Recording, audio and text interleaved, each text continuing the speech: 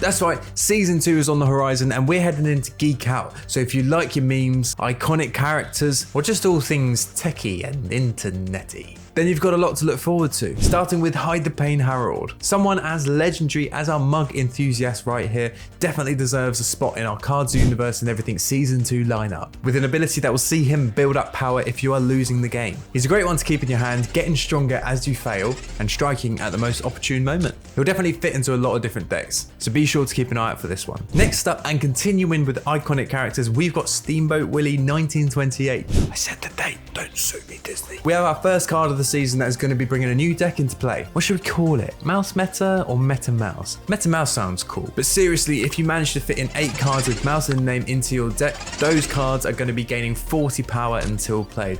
On draw. You don't even have to play the card. A must-have for Season 2. And then last, but definitely not least, and probably should have started with this one, we've got the resident of 221B Baker Street, Sherlock Homes. This legendary fiction and fantasy card is going to be given a permanent power boost at the start of each turn to itself, a random history card in your hand, and a random science card in your hand. Another huge addition that is really going to shake things up with those history science split decks. And if you do manage to grab a copy and history and science decks aren't your jam, the permanent power boost to itself alone is pretty hefty. So it's worth tuning in to grab Sherlock Holmes, as it's a really good card for new and old players alike. We've got loads more to look forward to in Season 2. Mythical creatures boosters, cats and dog supports, more love for Japanese folklore, and much, much more. Stay tuned for more deep dives into the new cards coming out in the Geek Out season. And as always, keep it Q.